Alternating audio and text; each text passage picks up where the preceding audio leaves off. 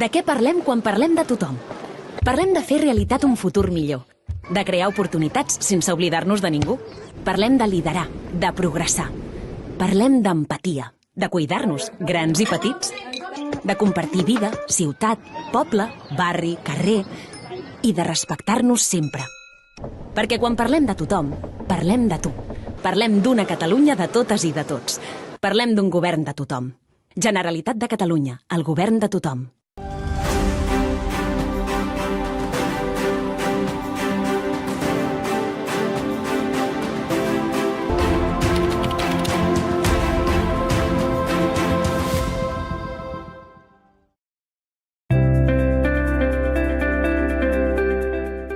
Què és la prosperitat compartida?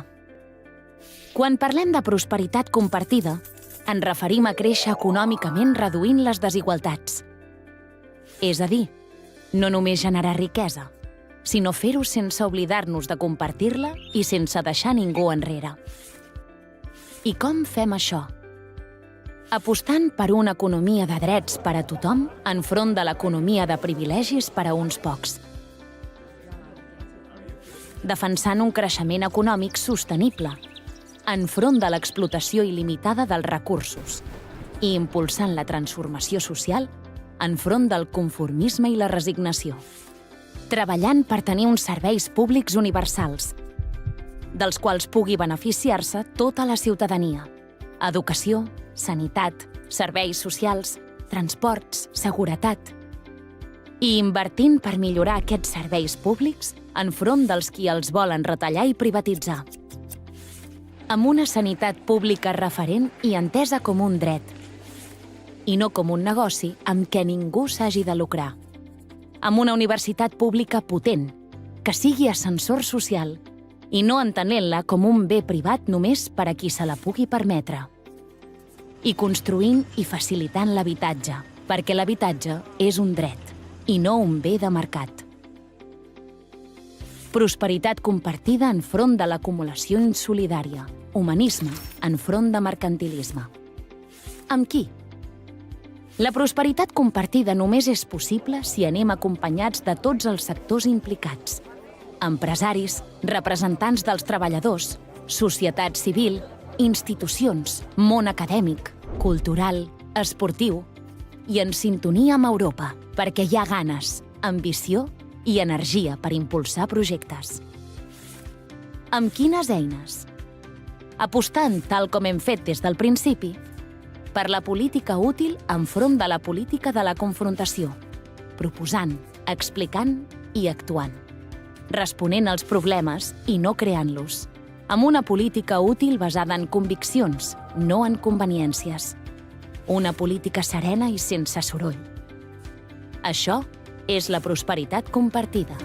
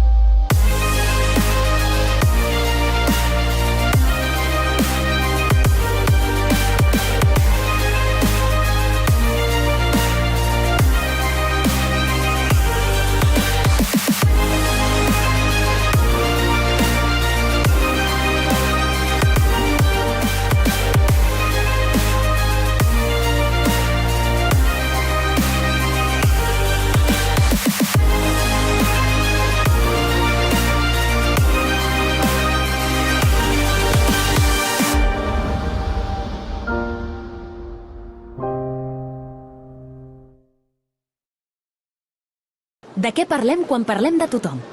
Parlem de fer realitat un futur millor, de crear oportunitats sense oblidar-nos de ningú. Parlem de liderar.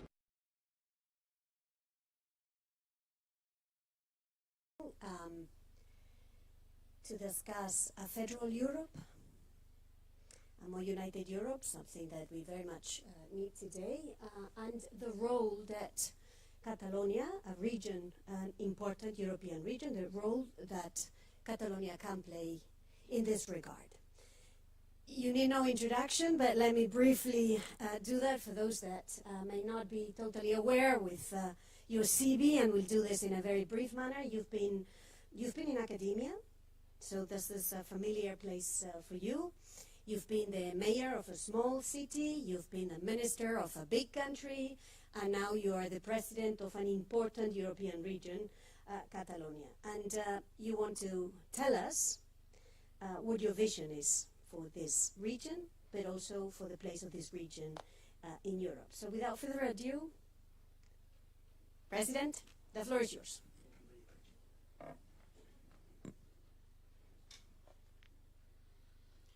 Good morning to everyone.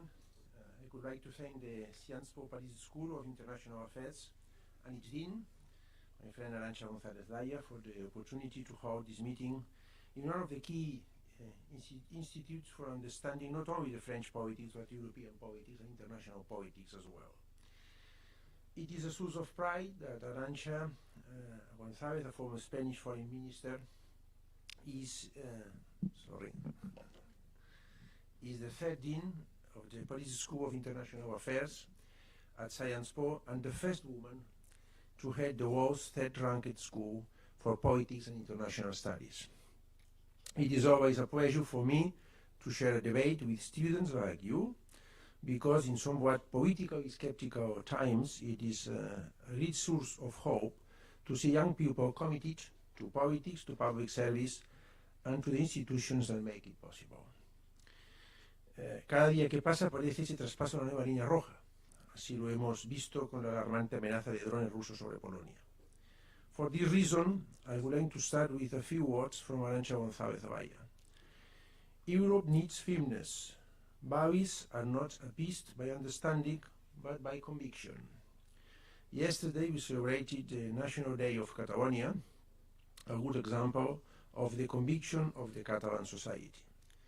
It is sometimes seen as a paradox that the National Day of Catalonia commemorates a defeat, that of 1714, since, as you probably know, during the War of the Spanish Succession and associated European conflicts, Catalonia, like the rest of the territories of the Count of Aragon, supported Archduke Charles against Philip V, who eventually won. But what we take away from 1714 is not the defeat, but our ability to overcome adversity and the will to be and to live together over the course of time.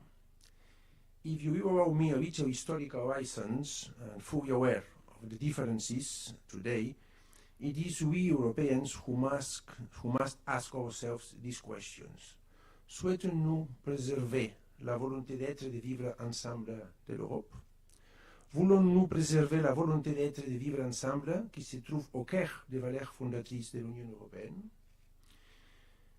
Car il est clair que l'Europe se trouve à un tournant existentiel.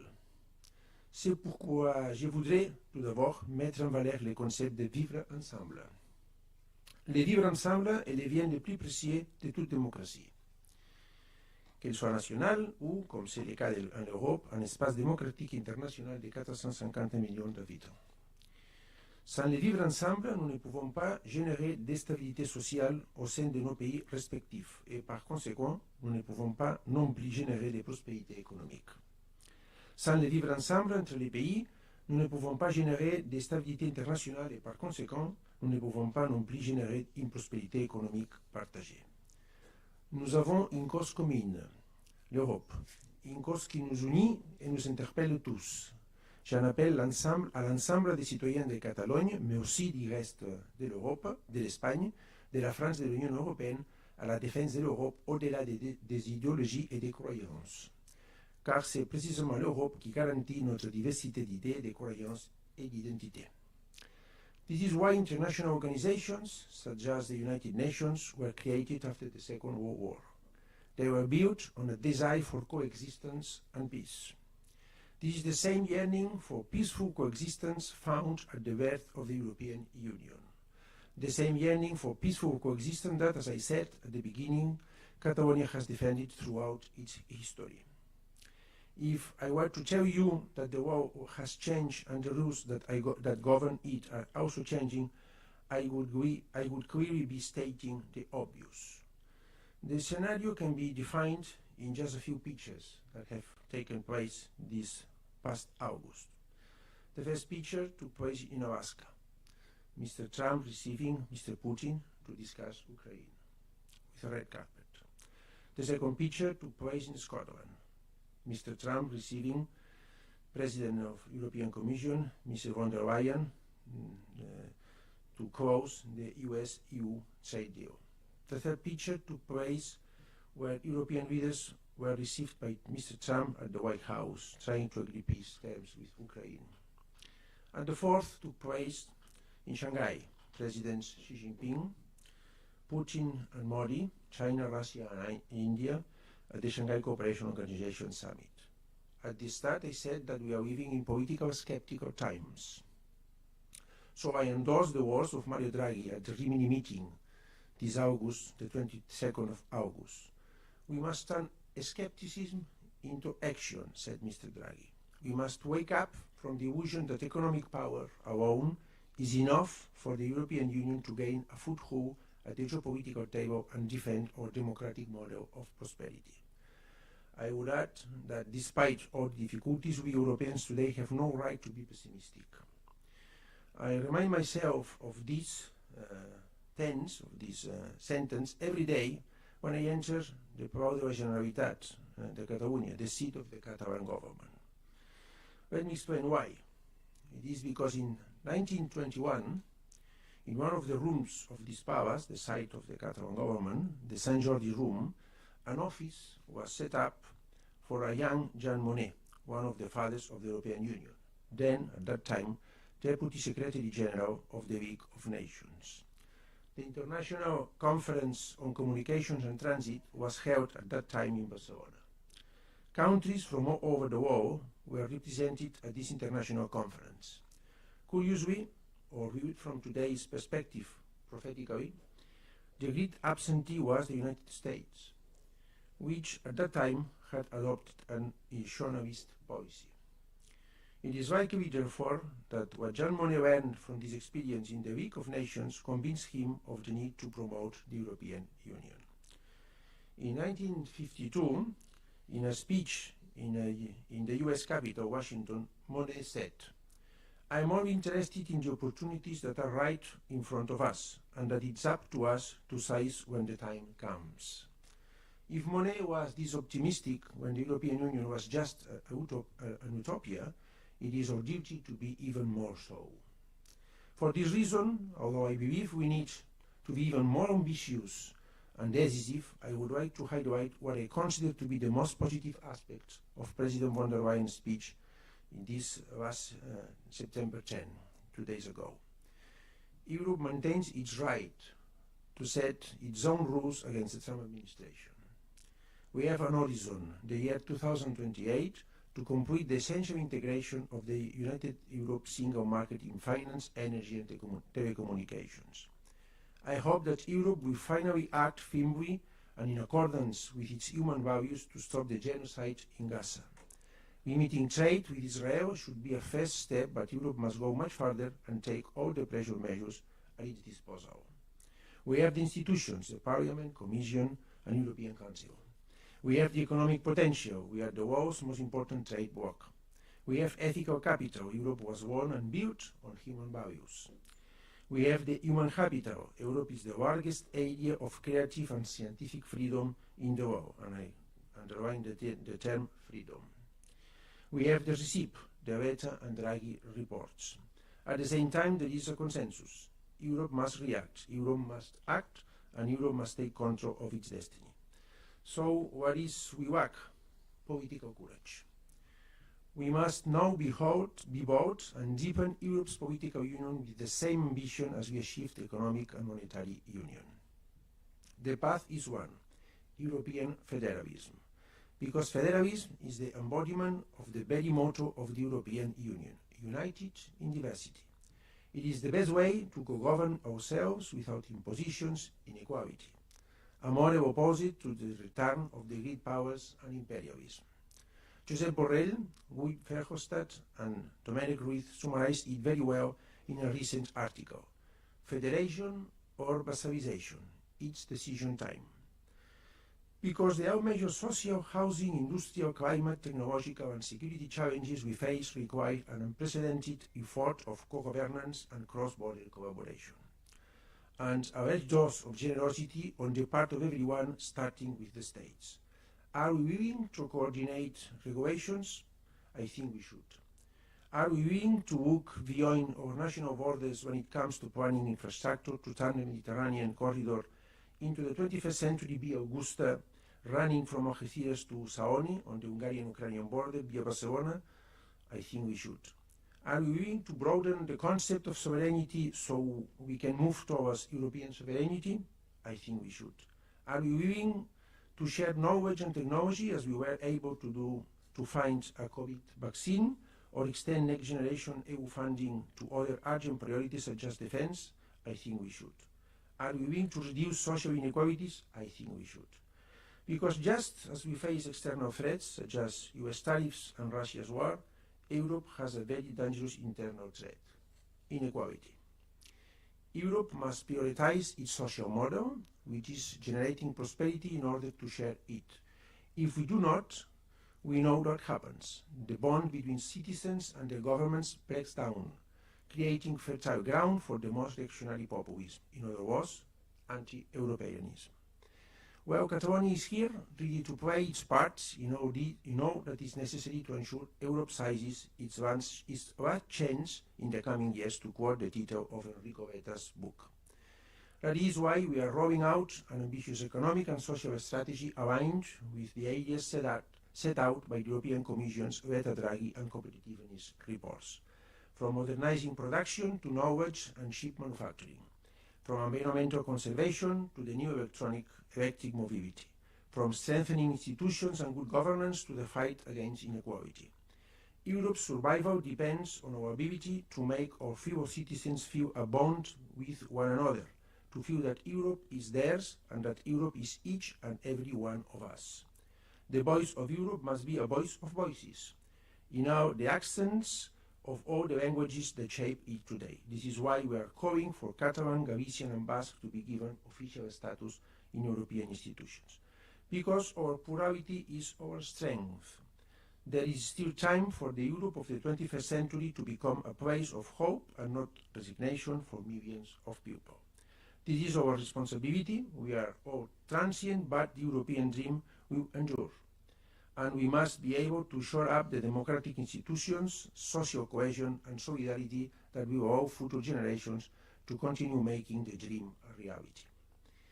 In the 15th and 16th centuries, the Renaissance placed humanism at the center of Europe. In the 17th and 18th centuries, the Enlightenment made reason the beacon of Europe. In the 19th century, Romanticism filled the heart of Europe with passion. In the 20th century, the harshness of the world wars taught us the value of peace and democracy. Now, in the 21st century, the age of unprecedented technological progress, Europe must preserve all these values and place them at the service of shared prosperity, environmental protection, and democratic coexistence. We can all be the architects of a new European Renaissance. Europe's self-confidence is essential. Many thanks to you.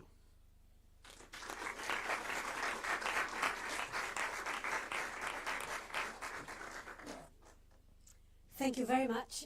I like a lot this quote this motto that you follow in life, which is that you're not entitled to pessimism, and it reminded me of the quote that I always heard the former president of the European Commission, Jacques Delors, utter. You know, he said, "Never be put in in having to choose between optimism and pessimism. Choose activism. That's what he always told us. So he seems to be very close to, or you seem to be very close to his way of thinking. Colleagues, this is your turn. So as usual, there is a mic. Raise your hand. Tell us who you are. And put your questions, comments, or observations. All right. Molt honorable president, és un plaer tindre-la aquí, especially an honor to have it for the many Catalans that are studying here at Sciences Po, and I have two questions to make. The first one is relating to the officiality of the languages. As you mentioned the Crown of Aragon, Catalan was official language, well, not official language, but it was the language of the Crown of Aragon, and actually Spain is constructed by many nations.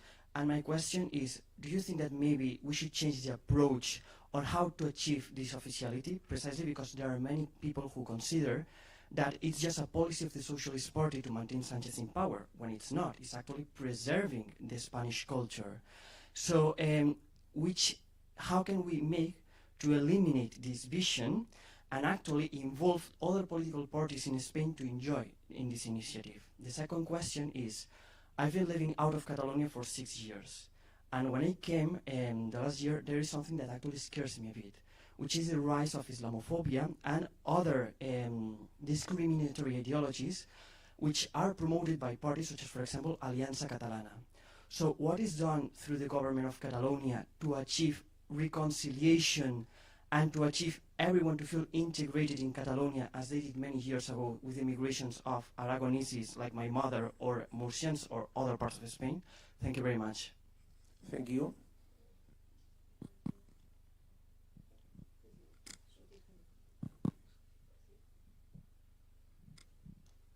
Thank you for your questions. I think and I know that the Spanish government is fully committed to the official status of Catalan, Gallego, and Basque as European languages.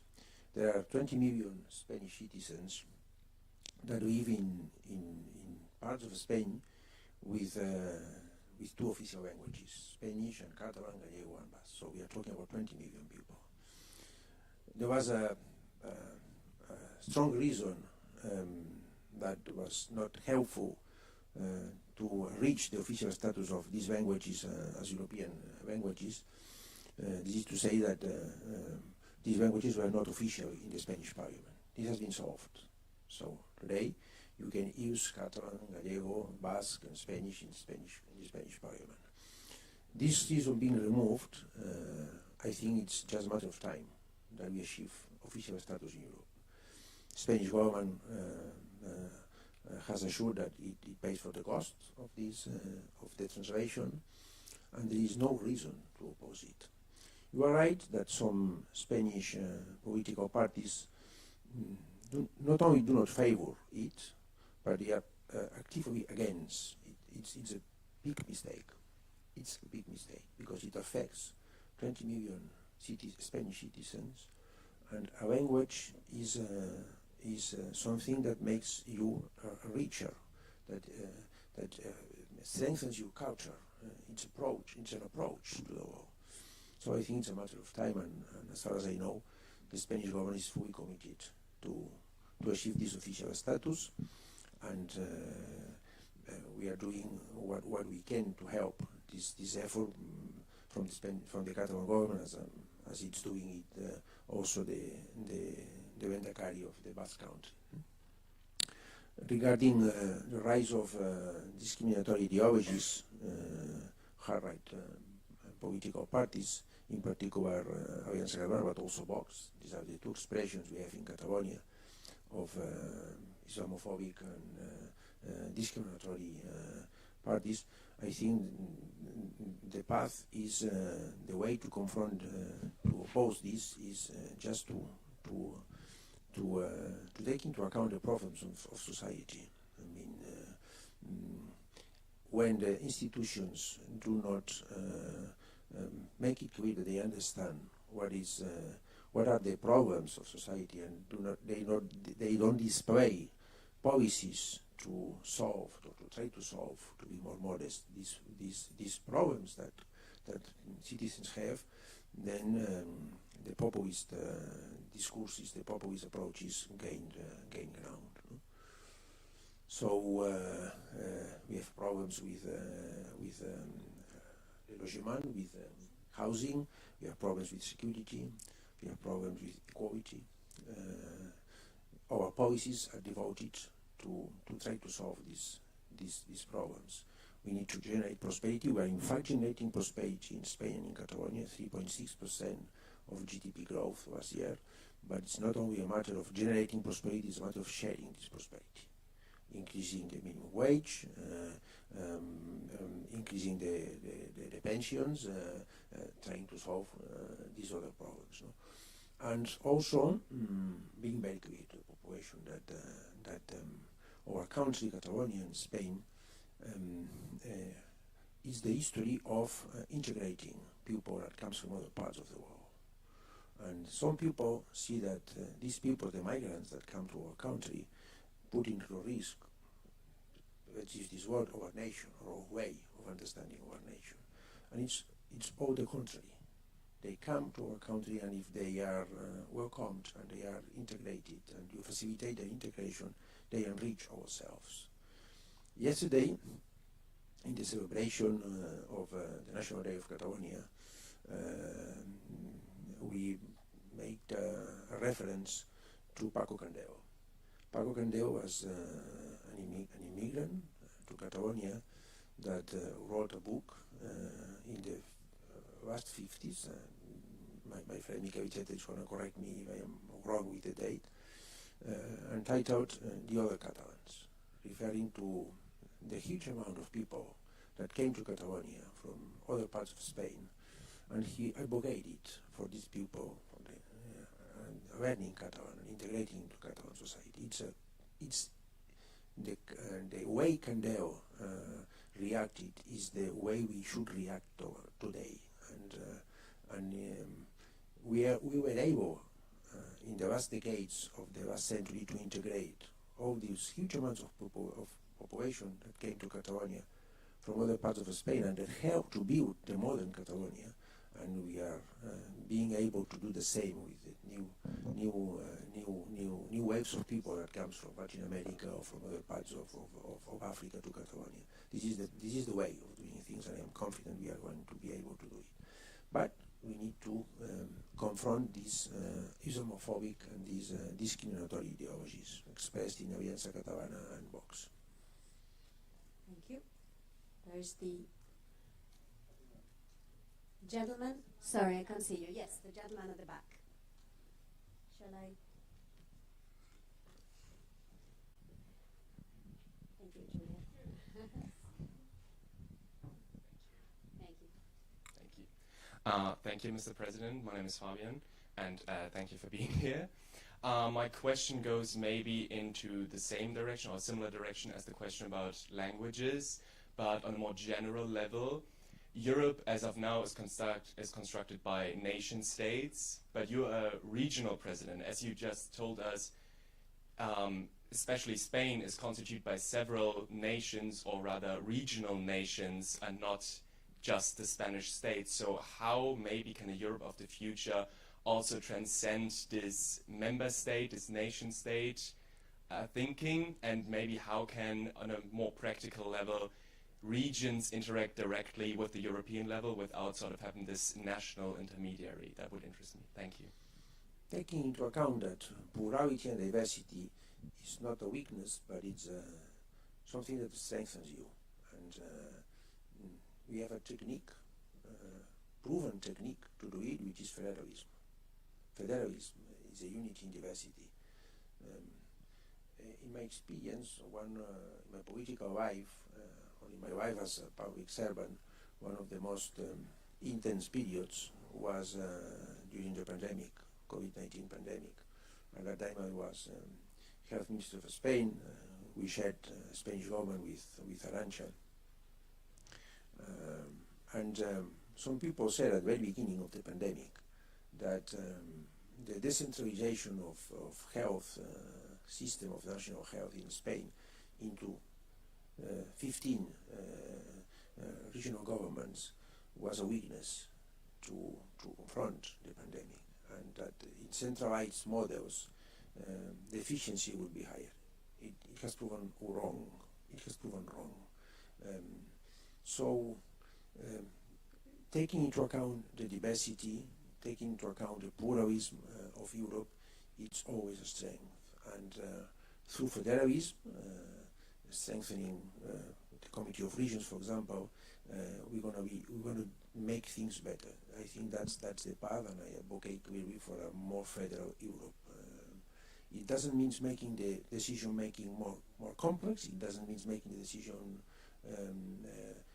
process more slow. But it's all about taking into account the diversity to strengthen Europe through federalism.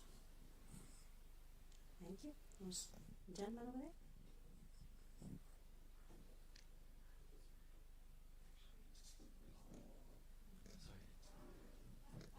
Hello, Mr. President. Thank you for being here with us today. I had a similar question, actually, regarding the idea of nation-state and the role of regions. I was wondering, given the public debate in Catalonia, did you find a model to be more efficient than another in terms of partial autonomy, full autonomy, even independence, or on the contrary, having a super centralized state? Have you found particular advantages in a specific model? Thank you. I find advantages. I mean, in today's world, which is changing very fast, and I'm not sure in the best direction, our most relevant public space is Europe. Not Catalonia, but not even France or Germany or United Kingdom by itself have the strength by themselves to have a voice in today's world. We need to be together, Europeans. 450 million people as Europeans. We have the strength, the dimension, demographic, economic dimension, scientific, technological dimension to have a voice in Europe and in the world, sorry. And I think to have this voice, it's very relevant for ourselves to maintain our European model of life, market economy that generates prosperity in a democratic political systems that guarantee our freedom, and with a welfare state, with health, public education, a pension system. It's relevant for ourselves. It's in fact the only possibility to maintain this way of life, this European way of life, but it's also relevant for the world, because we need a different voice from the autocratic states, or for the United States, which is moving from one man, one vote democracy towards $1, one vote democracy. And so this is very relevant, and we need, I think we need to preserve it. And the way to strengthen Europe is through federalism. Some people in Catalonia think the independence of Catalonia is the best way to. I don't agree with this approach, because what we need is just the contrary, to strengthen Europe. And the way of doing this is through federalism and through cooperation and collaboration. My government has started a way of cooperation with the Spanish government. The ambassador of Spain is today all the day with me, the ambassadors of Spain, and we cooperate with loyalty. Sometimes we disagree, but we try to solve our approaches, and this is the way of doing things. Not confronting, but cooperating, and having a clear idea that if Europe does not strengthen, we don't have the dimension to have a clear voice in today's world. Look what is happening in Gaza, and the role of Europe. Look of what is happening in Ukraine, and the role of Europe. We cannot permit ourselves to be spectators or relators of what happened. We need to be actors of what happens, and I think we can make important collaborations, important decisions in this world if we act united. Thank you. The gentleman over there. There we go. Hello. Gracias por estar aquí. My name is Jose. My question goes probably in a similar vein to his. And so Europe, or the European Union, is often praised for promoting democracy, human rights, but sometimes when it comes to relationship with the global south and other countries outside Europe, those standards sometimes seem to fail. And so my question is, how can regions like Catalonia contribute to make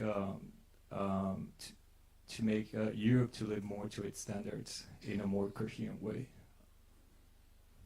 I think the double standards that sometimes we apply is maybe the worst thing we can do, because by doing it we lose our authority, moral authority we have had it any time in front of the wall. And in the recent months and times, some European voices have not been clear enough on this issue. I have the pride that one of the members of my political family, of my party, which is Josep Borrell, when being the High Representative of the European Union, has always been very clear on this, very clear, against double standards. It has been a clear voice on this. No? What we can do is just speak out and say that the standards must be the same standards. If we talk of Ukrainian war, or if we talk with Gaza, what is going on in Gaza or in other places of the world, it's one of the biggest mistakes we can make, applying double standards, because then we lose our moral authority, and we do not honor our values, the values of Europe.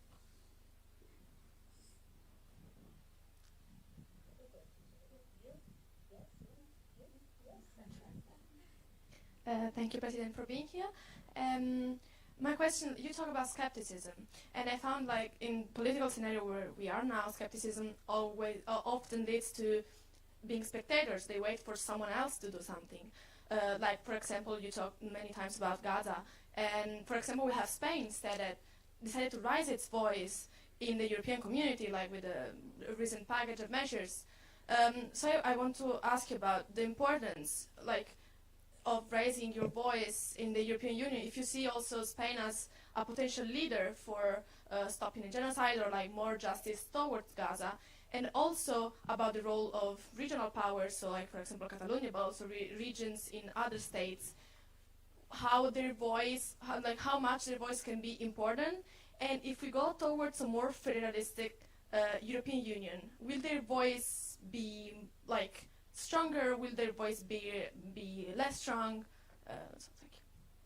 I feel very proud of the Spanish Prime Minister, Pedro Sánchez. I think he honors his values, and he does what we can on the Gaza issue, but also on the NATO issue.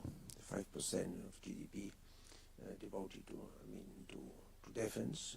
I think we should increase our investments as Europeans in defense, but that shouldn't put in risk our social model, the welfare state, and it should be done in the interest of Europe, not just following the desires, in this case of the United States. And the only voice, the single voice that has publicly stated this vision has been the voice of Prime Minister Sánchez, and I feel very proud of it. That's what we must do: speak ourselves and say clearly what we think, not trying to defend utopic walls, but trying to be realistic on what we can do. Also at regional level, also and in other levels which are very important, which are the big capitals of the big municipalities. The mayor of Paris, the mayor of Barcelona, the mayor of Rome, the mayor of London, the mayor of Berlin have a voice, a public voice. They are public voices that also should be heard. Mayor of Barcelona has recently made an important trip to Gaza, in what has been a forbidden country, also to Turkey, where political mayors of our political family have been put into prison. And so also at this level, at municipal level, there are things that can be done. And the important concept for me is not indignation, it's not a compromise, it's not a skepticism, it's compromise. Things are not solved in one day, in 1 week, or in 1 month. Things are solved with persistent work, with compromise, political compromise.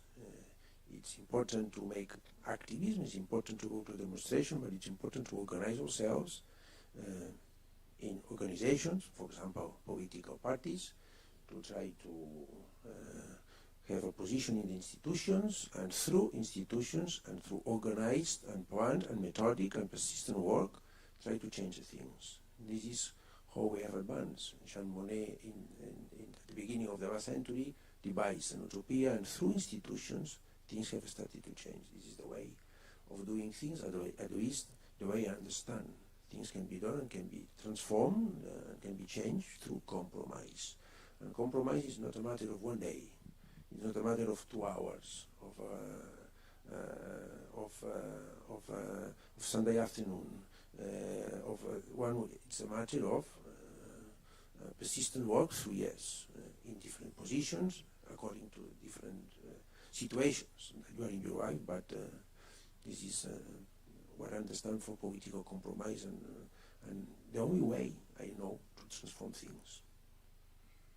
So engagement and commitment, that's the recipe. Hello, bon dia. I wanted to go back to the topic of immigration, but from another perspective, because for me, every time I go back to Barcelona, the problem of expats is really shocking, and I think that's an issue that has been developing everywhere in Europe, and that increases the problem of housing.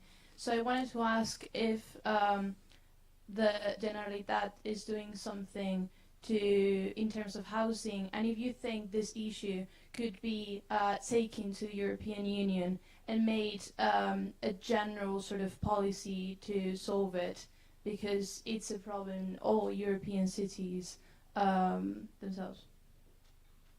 Housing is the more important problem today in the part of sharing prosperity. At least in Catalonia, we are generating prosperity. The Spanish government, the Catalan government have taken decisions to share this prosperity, increasing the minimum wage, increasing the pensions, but the most important obstacle to share this prosperity is housing, because the price of housing has increased a lot. It has happened after the 2008 recession, when the housing market collapsed, and the wrong policies to respond to this 2008 recession, which is the austerity policies, have aggravated the situation. Now what we are doing, 2 things. First one, building houses. It takes time. It takes more time to get the administrative permission to build houses than to build the houses itself. Here the more important administration is not European Commission, let's be clear. It's not Generalitat de Catalunya, it's municipalities. And we need to help them. We need to change regulation to make it faster, to give administrative policies, and to help them also politically and economically to do it. So build houses. It takes time. And we need also to build public houses, not only houses for the free market. And we have devised a plan in the Catalan government to build 50,000 public houses, affordable houses, in 5 years. We are going to do it, committing public resources for 4,400 million euros to make these houses affordable. They're going to remain public houses, and in the market.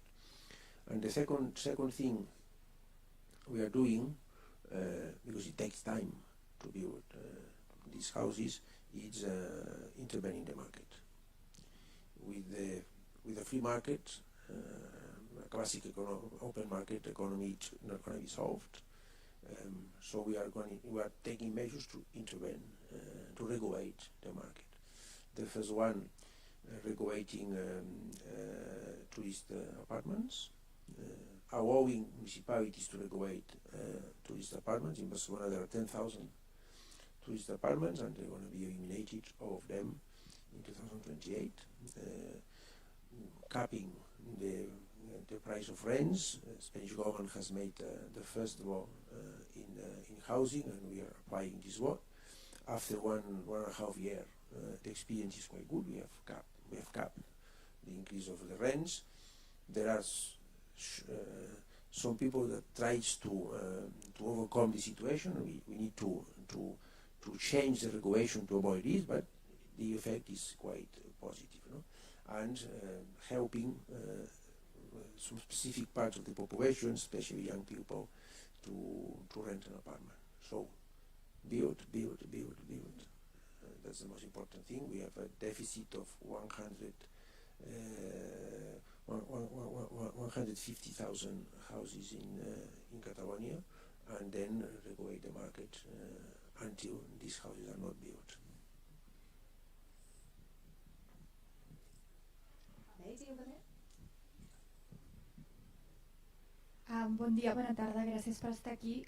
My question is, how does the expansion of Josep Tarradellas Airport fit in the ecological plan of the Catalan government, especially considering that the expansion is going to be conducted through over a protected and ecological protected area, and also considering the large opposition of a great part of the Catalan society?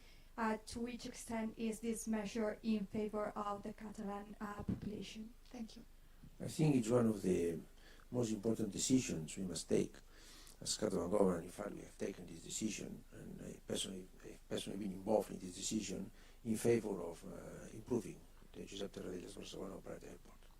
And we're going to do it in full respect of all the environmental regulations and measures. In fact, at the head of the environmental part of this modernization is Jordi Sargatà, which is one of the best, the most important international experts in birds and environmental policies. So we have been able in Catalonia to build huge infrastructures in full accordance and respecting the highest standards, environmental standards, and that's what we're going to do with Josep Tarradellas Airport. And what is so important, this decision, because there is not going to be a prosperous economy in this century if there is not a connected economy. So the Catalan economy must be a connected economy, by train, by airports. And we need special good connections with Asian countries. And the current status of the Josep Tarradellas Barcelona Prat Airport doesn't allow these kind of connections. A deep defender, a deep supporter of environmental policies, but I think it's a mistake to confront environmental policies with generating prosperity. And I think through science, through technique, by devoting the necessary resources to build infrastructures, we can combine both things. So improving the infrastructure to help the economies work and being at complying with the highest standards, environmental standards, in the case European environmental standards.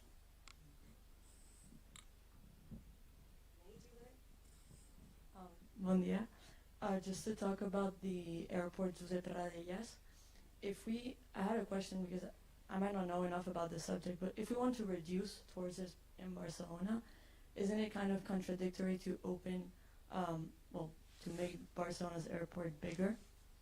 No, because tourists do not come only by airport, they come mostly by car from France. And the airport is going to be improved for the Catalan economy. Yeah, 2 days ago, we have signed an agreement with the Spanish government to invest 900 million euros in improving Synchrotron Alpha, an accelerator of particles in Cerdanyola. 450 million Spanish government investment and 450 million Catalan government investment over 13 years, not in 1 year. What do they need? This scientific, what does this scientific infrastructure need? What the head of this infrastructure, Catalonia Vizcaya, an Italian woman, asked me for connections. Yeah, this infrastructure is coming people from all around Europe and from around the international world. And they need a good connection. To improve science, to improve academic work, we need connections. What does Volkswagen manufacturer plant in Martorell needs? Connections. The economy needs connections. The airport is not improved for tourism, it's improved because the economy needs to be connected. And by the way, in the decision I took to improve the airport, there is also a compromise, written compromise to cap the emissions. Not only to increase, but to cap the emissions. How are we going to do it? With good environmental measures, and also there's going to be a technological change, this emerged technological change to change the fuel that planes consume. So through technological advances, we're going to reduce emissions. So let me just get the question to someone who hasn't yet taken the floor, and then we'll go to you for last. Bon dia, moltes gràcies per la presentació. That's about where my Catalan stops. Thank you very much for being here, first of all. So we talked about Catalan language already before in the first question, and I wanted to draw on that as well, because I hear that in Catalan schools, or in schools in Catalonia, Catalan is used less and less, and I don't necessarily mean, you know, what language the class is taught in, but just, you know, how students use it with their teachers and also among each other. And now we've just recently seen how the High Court of Catalonia has annulled some key decrees from previously that was strengthening the Catalan language in schools in Catalonia. And I hear that you do oppose that as well, but what specific and tangible actions can the government and you, together with the Minister of Education, take in order to reverse this, and is there perhaps going to be an appeal to that as well? First and most important, big consensus, social and political consensus. So we have reached a national pact to promote Catalan with the most important political parties, not all, but the most important also, and the most consent, social civil society representatives consent by the Catalonians. So this is the most important thing, a big consensus to promote Catalan. Second, to put all the necessary resources.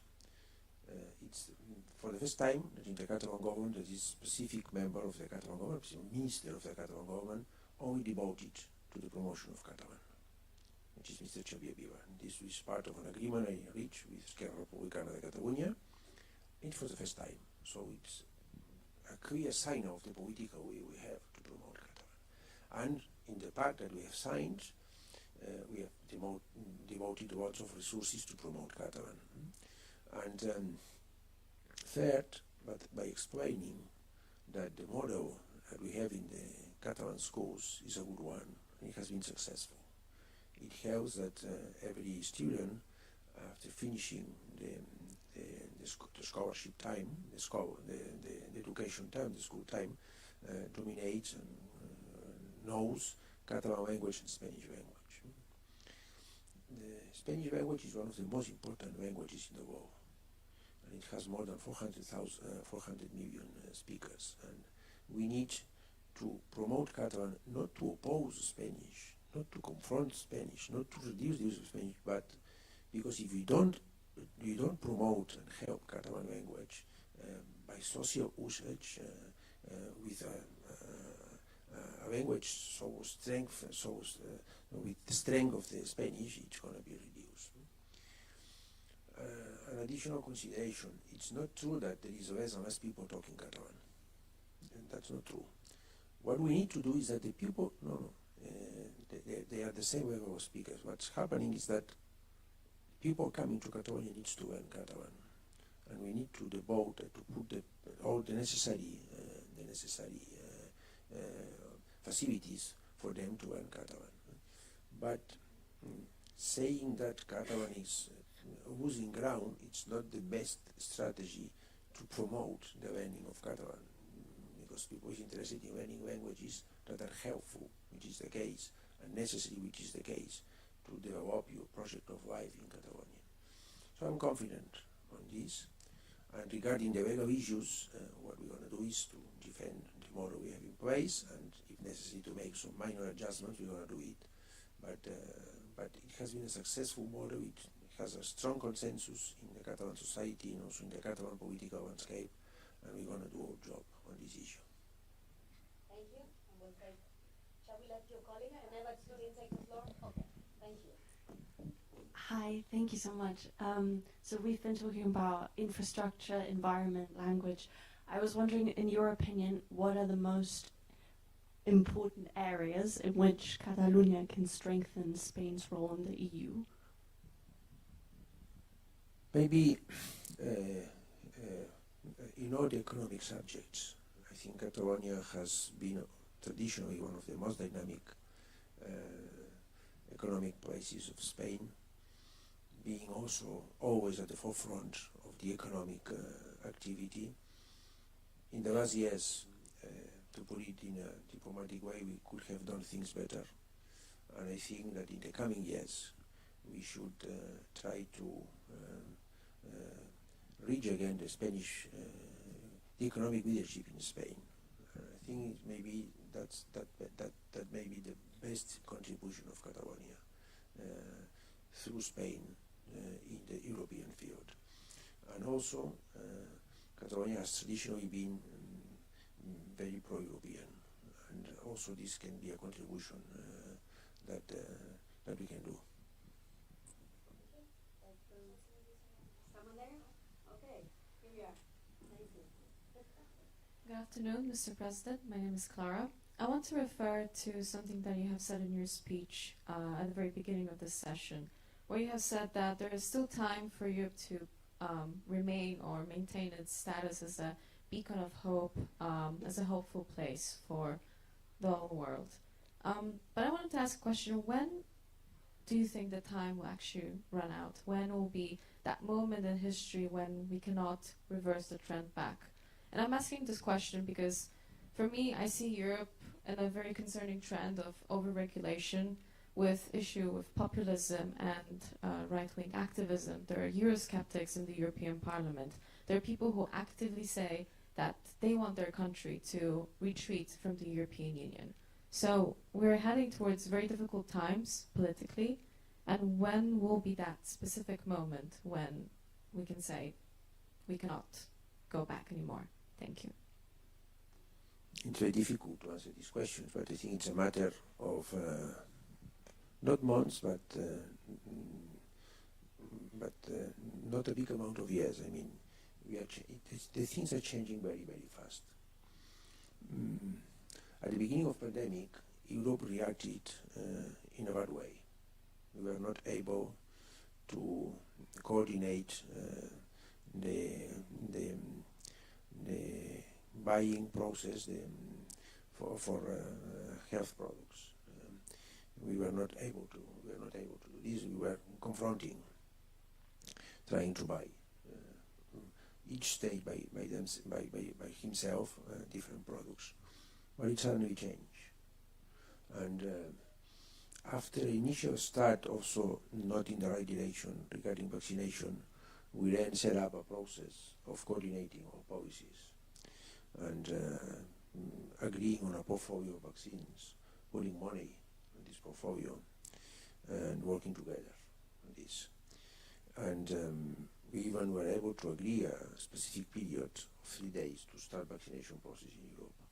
And we were able to agree a framework of general rules